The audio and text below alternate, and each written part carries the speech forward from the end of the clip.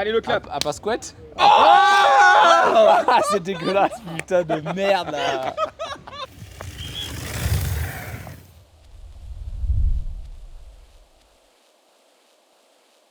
Bienvenue à tous, bienvenue sur ce débrief. On est à l'eau d'Anvielle avec la pluie qui nous guette. On l'a pas eu, on a eu de la chance. On a encore des invités, on a innové, on a la jeunesse là-bas et je suis très content de l'avoir. Nathan Pontviane, on va parler de sa performance du jour et d'hier aussi parce qu'il n'y a pas qu'aujourd'hui qu'il a été bon. Amaury Pierron que vous connaissez, qui est en plus sur le débrief et leader du général, on en parlera tout à l'heure. Donc on a C'est pour ça que tu m'as pris simplement en fait. Oui, uniquement pour Et enfin, Thomas Colombo, que vous connaissez un peu moins, ou on va dire de temps en temps, qui est donc le mécanicien officiel de Momo. Je crois, oui. Ouais, qui font bien la paire. Donc je suis aussi content de t'avoir. On n'a jamais eu de mécano justement sur un débrief, ça va être intéressant. Tu vas pouvoir nous donner un petit peu des petites choses comme ça là-dessus. Pas trop. Pas trop, ah ouais, d'accord. Comme Arthur, faut calmer le truc quand même, tu vois. On fait présence. Je voulais juste, avant qu'on attaque et qu'on parle des courses, je voudrais parler de la piste, la vitesse, le fait que ce soit sec. Nathan, est-ce que c'est la piste où, dans ta carrière, c'est là où tu pouvais te faire le plus peur, ou genre où c'est là où tu as pris le plus d'adrénaline? Ouais, franchement là, c'était abusé. Enfin, je m'attendais vraiment pas à ça quand j'ai fait l'arco à pied. Et dès les premiers runs, ça va à une allure, c'est impressionnant. Et moi, j'ai jamais vu ça ailleurs, quoi. Qu'est-ce qui te fait le plus peur genre sur la piste? Qu'est-ce qui est vraiment l'endroit où tu te dis au départ, oh, là il faut que je lâche, il va falloir que je lâche les freins là c'est... À l'arrivée.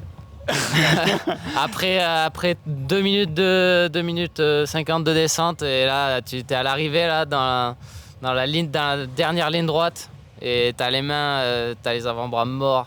Et là tu dis lâche pas le guidon, parce que sinon t'es mort. J'entendais là-dessus, tu parlais avec Loris de ça à un moment donné, ce saut juste avant l'arrivée, il y a ce fameux saut où il faut essayer de pas freiner. Vous mettez combien de runs à réussir à dire vas-y lâche pas? Moi, il y en a, ça dépend de qui. Tu vois, moi beaucoup. Tu vois les juniors ou certains fifous. Nathan, je pense qu'il a dû prendre 2 runs. mais non, ouais, c'est sûr, ça fait peur. Les doubles vraiment trop courtes. Ça arrivait tellement vite cette année dessus. La triple, elle passait easy, que l'année dernière, il y en avait peut-être quelques-uns qui l'ont fait en finale. Ouais. Et là, ça passait vraiment tout seul dès le premier run, tu vois. Et du coup, mais t'es arrivé une vitesse d'air sur les doubles vraiment trop petite. Et ça, là, ça fait peur, ouais. Après, du coup, là, t'es à 3 minutes 10 de run, là. Et ouais, des trous de marteau-piqueur énormes, alors que tu tiens plus le vélo. Ouais, ça peut se catch. C'est terrible, elle s'est creusée. Alors il y a des endroits moins parce que c'était compacté, mais dans l'ensemble, ça s'est creusé de ouf. Vous, ça vous secouait. Vous, entre le vélo, ouais, ça vous secouait. Entre le vélo du jour 1 et le vélo là de la finale, on parle de 2 vélos différents ou il y a quand même une cohérence? Clairement de 2 vélos différents. Abuse pas, Habito, va. Non, clairement, après on essaye d'anticiper ce genre de choses. On sait que la piste va se défoncer, on sait qu'elle va travailler, c'est pour ça que les track walks sont faites. Et non, c'est... Qu'est-ce qu'on change? On change je vais pas des tout pièces, te dire, Flo. on change des pièces, on change du setting. C'est quoi vraiment la truc qui fait une différence? Ben, on change rien. Je ne te dirai rien. Non, on ajuste, on peaufine. Après, on part avec une base où on pense être la bonne direction. Et justement, si on a été bon, on a juste à peaufiner pour être juste le jour de finale. Et si on s'est trompé, ben, on change tout et on revise juste. On essaye du moins. On essaye de viser juste. On va parler de la course femmes tout d'abord. Il y a eu énormément de crash. Alors vous l'avez peut-être pas forcément vu encore parce que vous aviez d'autres choses à faire pendant la course femmes, mais c'est vrai qu'il y a quand même des gros crashs, on l'a vu nous un petit peu sur le live. Ce vent qui est arrivé et qui a perturbé les pilotes, est-ce que le vent, alors moi je l'ai dit en mode amateur, mais est-ce que vraiment le vent, vous, à votre niveau, ça vous gêne? Est-ce que c'est vraiment au-delà du côté timing, est-ce que vraiment ça vous déséquilibre? Est-ce qu'il y a un côté comme ça qui vous déséquilibre ou en vrai ça va et il faut serrer un petit peu plus le guidon? Le vent, c'est l'enfer. Enfin, vas-y, si tu veux. Non, vas-y. Plaisir. Le vent, moi, c'est l'enfer. J'ai appelé Thibaut, moi, avant mon run. Et c'est surtout lui qui m'a appelé. Et il m'a dit que il y avait pas mal de gens qui tombaient à cause du vent sur l'une des bosses, là, en haut. Et du coup, il m'a dit vraiment de faire gaffe sur ça. Et ouais, le vent, c'est chiant, quoi. Non, on l'a vu chez les femmes, ça les a décalées. On a vu Nina Hoffmann qui s'est fait décaler, du coup, qui est sortie de la piste, elle n'a pas réussi à rester dedans. En haut, le gros truc là. Ouais, sur le gros tiré, effectivement, ça l'a décalé trop à droite, elle n'a jamais réussi à rentrer dedans. Et on a vu des gros crashs, on a vu Lisa Bowman qui serait vraiment le plus gros crash et qui se fait peut-être un petit peu mal là-dessus. Ça va être un petit peu, on va voir la suite. Marine qui, pareil, monumentale. Et Myriam qui se fait moins mal mais qui se fait aussi sortir. Là les femmes, quand on regarde, alors je sais pas si vous les regardez un peu dans leur training, mais ça a accéléré de ouf. Au premier inter, il y avait 2 secondes d'écart quasiment entre les hommes et les femmes, c'était 38 et 40. C'est ouf. C'est incroyable. Ouais, franchement, c'est abusé. Hein. Mais ouais, ça roule de plus en plus. Hein, et tu le vois au résultat. Je sais pas du tout. Je sais même pas c'est quoi le résultat d'aujourd'hui. Gracie Street qui gagne. Ouais. Stylé. devant Vali. Ok. Et ouais, parce que il y a eu, elle a fait ce beau run et derrière il y a eu beaucoup de crash. Ouais, mais même, tu vois hier et cette année en fait en particulier, même la Pologne, les filles c'est quand même sacrément resserré maintenant. Et c'est un truc de fou. Il y a plus, enfin pas pour le moment du moins, mais il y a quand même plus la domination de Vali comme elle a pu faire. Et tu vois Gracie, tu vois, enfin c'est quand même fou. Il y a des nouvelles personnes qui arrivent et je pense qu'elle se prépare aussi à l'arrivée des futurs juniors qui envoient sacrément la mousseline. Donc, ouais, je voulais parler de ces juniors là. À l'État, Osgard, donc chez Canyon. On a aussi Ellie qui est là, Michel Bolt. Il y a Lina Freiner, Rosa Jensen, Rosa Zirl. Ces 5 jeunes là, honnêtement, c'est elles qui vont sortir Tané, Vali et. Non, qu'est-ce que t'en penses? Oui, elles ont du souci à se faire. Après, c'est beau, c'est prometteur. Et je pense que c'est une bonne chose. Mais oui, c'est sûr que la nouvelle génération, on les dents. Les chicots, et ça fait plaisir. Ça fait plaisir. Ça fait plaisir à voir. Même les juniors chez les hommes, on en parle un peu souvent. Mais là, je voudrais parler de la nouvelle génération qui est en élite, qui est là. Clairement. Est-ce que ça fait peur d'avoir Nathan Pontviane à côté de toi là? Est-ce que ça fait peur de l'avoir à côté de toi et de savoir qu'il est quelques dixièmes derrière à chaque run? Non, mais c'est un truc de fou, hein. Mais c'était prévisible. Il a toujours été très rapide et volontaire, comme on peut le voir souvent. Volontaire, c'est-à-dire si un arbre il est capable de se jeter dessus. Il n'a pas peur de les frôler, quoi, on va dire. Mais voilà, je pense que c'est ce qu'il faut pour. Tu vois, il cherche à progresser, donc tu pousses et regarde, il le prouve aujourd'hui qu'il arrive à. Ben là, putain, ça fait chier ce podium de merde à 3 parce qu'il était sur la boxe sinon, tu vois. Ouais. Donc ça fait vraiment chier, mais bon, il sait qu'il a le speed et pour l'anecdote, cet hiver au Nouvel An. J'adore. Je sais pas s'il faut bien dire ça. Allez, on verra. Complètement rôti. Mais c'est quand t'es rôti que tu sors des vérités. Et on rentrait, on avait peut-être 1h30 de route. Et là, il était derrière moi dans le siège. Il disait: on va les fumer. Et pendant 45 minutes. Les 45 dernières minutes, il a dormi. Mais les 45 premières minutes, c'était: on va les fumer. Et après, il disait: je vais te fumer.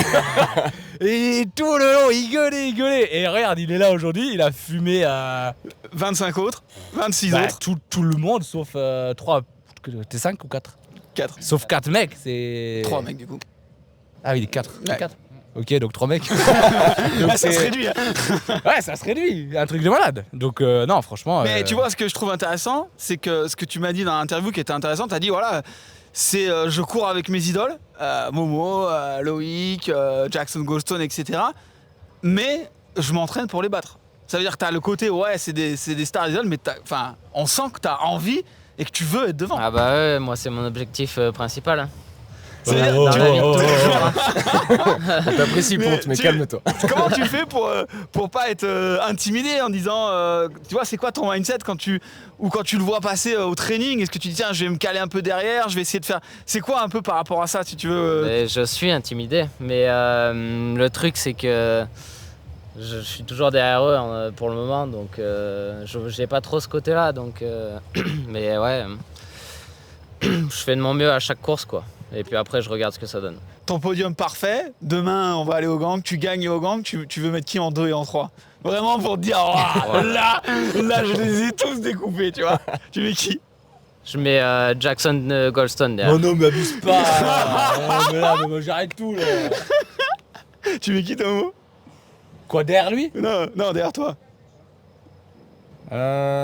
Qui c'est que je mets? Tony. Eh oui. Tonio. Tonio, 8ème, on en parle. Antoine, c'est quand même fou d'avoir 2 frères dans le top 10. Ça, c'est quand même un truc assez incroyable, quoi. Je veux dire, ça marche. Par rapport à ça, ils roulent le même vélo. Est-ce que... Je sais pas. c'est pire que le KGV, lui. Il nous dit jamais rien. D'apparence, c'est les mêmes. Mais est-ce que... Oui, mais c'est les mêmes vélos. Est-ce que... Tu penses vraiment qu'Amaury roule le même vélo que tout Plus le ou monde? moins. Il est... Allez, d'accord. Non, mais... C'est le même, non? Oui, c'est le même. C'est le même. Non, mais est-ce que tu lui donnes, quand tu vois Antoine qui passe voir Homo, etc., est-ce que des fois vous parlez un peu de vélo ou pas du tout? Genre, c'est des trucs...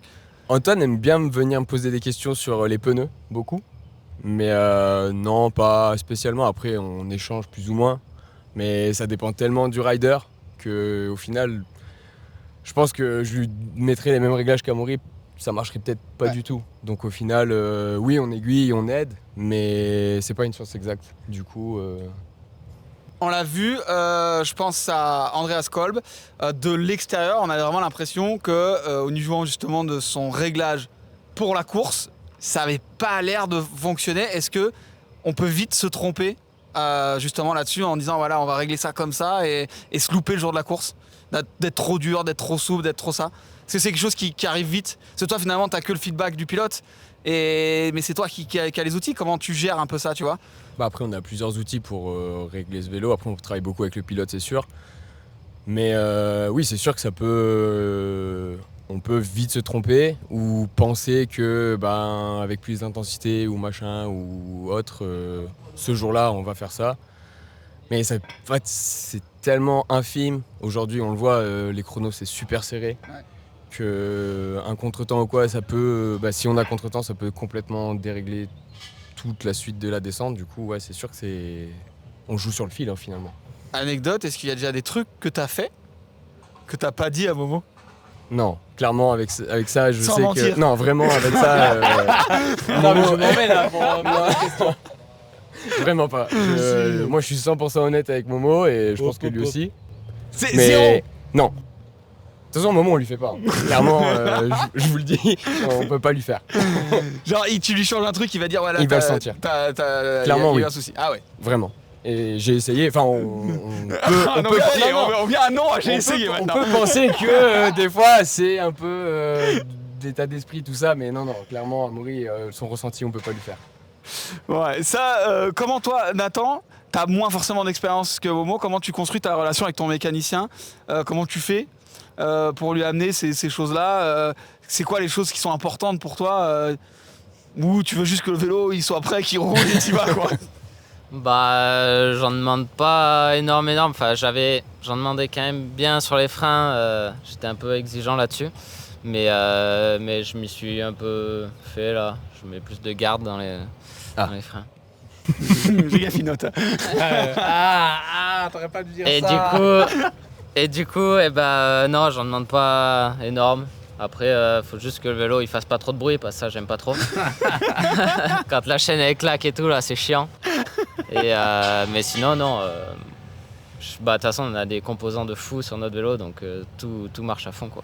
On a vu sur la piste, il y avait des athlètes, il y avait 2 rythmes. Il y avait des athlètes qui rentraient dedans à fond. Ça, c'est engagement à bloc. Et d'autres qui étaient plus sur la défensive, qui cumulaient un peu du retard tout du long. Comment toi tu l'as joué? Est-ce que t'es parti à fond? Et comment ça se fait que t'es 2e en fait? C'est ça ma question. Moi? Oui.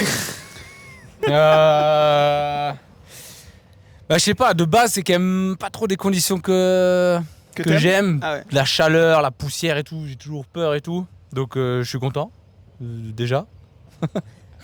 Et après non, je voulais faire un bon haut. Ce que j'ai fait du coup, donc je suis content. Et après je voulais juste essayer de pas me la mettre, surtout parce que c'était quand même chaud. J'ai fait tout ce que j'ai pu et au final je me fais éclater. Après j'ai vraiment implosé. C'est pas de pousser, tu voulais pas pousser tout du long. Non, je cherche pas à pousser sur un truc pareil. Trop Il y a un moment où j'ai fait un virage genre et tu sais, c'est j'étais content, tu vois. Genre tu sais, j'ai senti un peu genre des cailloux me revenir un peu dans le casque et tout. Mais c'est tout. Pas de folie. Elle était assez incertaine. Tu peux vite te dire, allez, vas-y, je rentre plein fer dans cette section. Ouais, et de sortir. Mais t'es pas sûr de sortir. C'est ce que j'ai fait en Pologne en Q1, tu vois. Ouais, Genre, on a bien vu, ouais, très très bien tu vu. sors pas. Et dans la poussière, c'est un peu la même chose. Donc là, je voulais juste continuer de construire ma saison. Pas de folie. Pas de Pas de folie. folie, comme par exemple à l'intermédiaire numéro 2, mettre son vélo à peu près à 90 degrés en travers. Nathan Pondian. Ah ouais, j'ai pas vu. Mais j'ai pas vu, putain. Mais pourquoi tu fais ça? Explique-nous. Nathan, race run, t'es 5ème de la qualif. T'es là, tu fais une erreur en haut en plus. Et là, tu te dis, la première tag que je vais trouver, je vais faire un whip-off. Mais non. Mais c'est. Non, La jeunesse. C'est parce que je suis arrivé un peu vite et du coup je voulais le scrub, mais ça a fait un peu un whip quoi. Sur la triple. Ouais, ça a été. Ah, le salaud. Non, mais un whip, il est comme ça. Ah la vache. Et là, genre, ça, c'est pas voulu. C'est genre vraiment un truc. Bon, c'est voulu quand même, mais. Un peu gourmand, peut-être pas autant quoi. Bah, ouais. De toute façon, avec mon erreur du haut, j'étais tellement frustré que j'étais là, vas-y. Let's go. Ouais. Nique sa mère, on y va quoi. Ça, c'est quand même ouf de voir les jeunes. Tu vois, on a 2 discours très différents. Genre, toi, t'es là, tu parles de construire. Thomas a dit qu'il vous ajustait, etc. Et on a presque Nathan qui dit, mais moi, gros, moi, je paye, je roule. Oh, je suis venu, je les empile, les runs. Non, mais c'est ouf quand même qu'avec finalement, avec ces 2 états d'esprit, bah, le résultat est qu'il n'y a pas grand écart. Les 2 manières fonctionnent, en fait, au final. Ah ben c'est sûr, de toute façon, et au final, cette manière fonctionne encore mieux pour faire un peu des coups d'éclat et des runs de malade, tu vois. C'est pas moi, en faisant ma petite balade, que je vais éclater un truc, tu vois. Donc j'ai eu stage aussi, où j'essayais, tu vois, de me rapprocher, et où c'était un peu wild, il s'en est passé des péripéties, mais voilà, je vieillis, donc on devient un peu plus sage. Ah, c'est bien. Ça me fait bien d'entendre ça.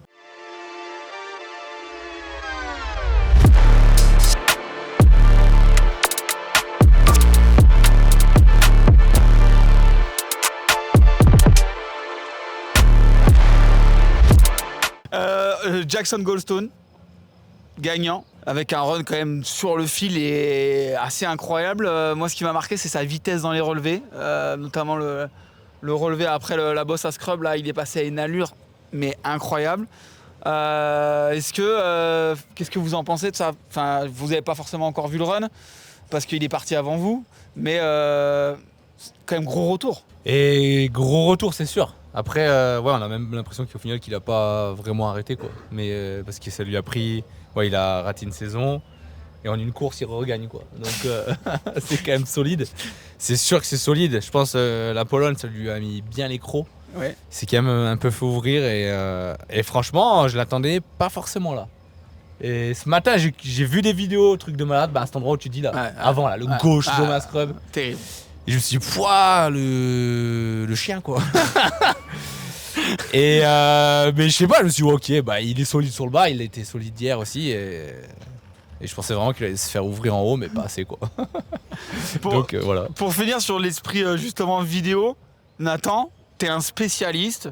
On a tous vu ici des vidéos de toi en mode mais sauvage, mais genre complètement sauvage. Est-ce que t'en joues un peu en postant un peu des trucs comme ça en disant attention les gars, j'arrive, je suis là, ou est-ce que genre tu vois, parce qu'à chaque fois que tu mets des vidéos, c'est quand même ça, tu vois, on s'accroche quoi.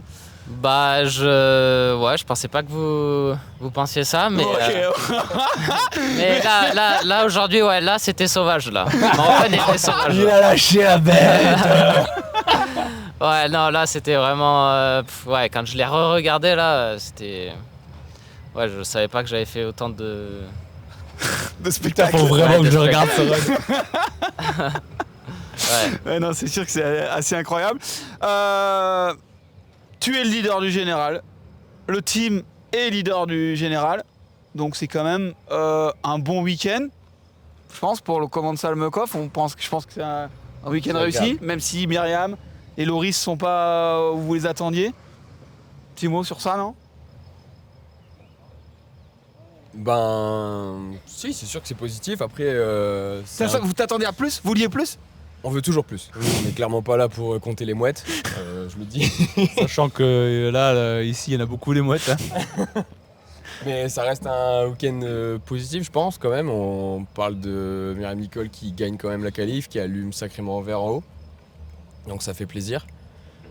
Et non, c'est sûr qu'on est là pour gagner, comme tout le monde, je pense. Du coup, c'est cool. C'est un bon début de saison, je pense. On construit gentiment. Ça donne un peu l'écro pour Léo Gang, donc c'est cool. C'est cool. Et côté toi Nathan, donc avec Goodman Santa Cruz, qui est une structure qui a forcément pas la même historique que Command Salmokov, qui est plus petite. Et j'imagine que ça c'est un tremplin de ouf pour la suite de la saison quoi. Bah carrément. Thomas Estac qui rentre en finale, malheureusement il lui arrive un truc, mais c'est quand même gros départ. Ouais non franchement j'étais trop content pour moi mais aussi pour la structure du coup parce que vu qu'elle est assez. Enfin, elle commence à se grossir, mais ouais, c'est encore assez petit et franchement, c'est vraiment cool. David était trop content, toute l'équipe était trop contente. Et ouais, non, trop bien. Si pour finir, tu devais donner un conseil à Nathan, qui est donc. Vous avez combien d'écart là, tous les deux là? Moi j'ai 29. 29 Bah 19. Voilà, vous avez 10 ans d'écart. Vous avez 10 ans d'écart. Si tu dois donner. Avec toute ton expérience, tu dois lui donner un conseil à Nathan sur sa carrière Coupe du Monde. Est-ce que c'est faire grandir sa structure? Est-ce que c'est aller vite dans une autre grosse structure? Qu'est-ce que tu lui donnerais comme conseil à faire, à pas faire? Chaque carrière, j'ai envie de te dire, est différente. J'ai envie de te dire que construire, si tu peux construire avec ta propre structure, moi je trouve ça magnifique. Tu vois, si tu te sens bien là-dedans et que Goodman peut grossir, c'est magnifique, tu vois. Comme ce que fait Assa, il a signé 3 ans avec Frameworks. Quand j'ai vu ça, j'ai trouvé ça tellement cool. Il est très fort, il est prometteur et signé avec une petite structure qui grossit. Ça va amener au final une nouvelle structure, tu vois, importante au niveau du paddock et je trouve ça cool. Après, à voir comment tout peut décoller. Et des fois, tu te retrouves dans une situation où ta structure n'est pas capable de décoller avec toi. Et là, il faut changer, mais c'est... Moi, je suis une quiche pour faire des choix gros, donc... Ouais, c'est vrai. J'aime bien, je te pose la question parce que toi, tu bégayes un petit peu quand tu veux faire des choix. Ah ouais, non, mais gros, moi, quand je vais au resto, je mets 1 heure à commander quoi, je sais jamais quoi faire. Non, c'est sûr. Et qu'est-ce qu'il faudrait pas qu'il fasse? Quelle est l'erreur qu'il faudrait pas qu'il fasse? Comme ça, un jeune aussi prometteur que ça, qu'il faut qu'il évite. Je pense qu'il a vraiment la tête sur les épaules, donc je le vois pas faire d'erreur. Il est très bien, il kiffe la vie, il shred le bike, il kiffe le bike. Je pense qu'il a tout pour réussir, ce petit bâtard. Faut juste qu'il reste derrière, c'est ça? Ouais, tant qu'il reste derrière, tranquille, moi je finis ma carrière, toi après la paf, il peut exploser là. Bon, merci à vous en tout cas de nous avoir rejoints. Merci pour ce spectacle qu'on a eu. Du temps que vous nous offrez à chaque fois, parce qu'à chaque fois on vous demande quand même pas mal de temps, et dans les pits avec vous, et sur la piste. On se retrouve à Loudanviel, le timing va être assez serré. À Loudanviel, ouais, on se retrouve à Loudanviel. Léo Gang, merci. Le timing va être assez serré puisqu'il y aura le cross-country là-bas. Donc ça veut dire que la course va être le samedi, ça va s'enchaîner, la récup va être pas forcément facile. C'est pour ça que... on vole en jet privé, la vie est belle, tu sais. Merci à tous de nous avoir suivis. On se retrouve la semaine prochaine avec toutes nos vidéos. Ciao, ciao. Bye bye. Allez, ciao.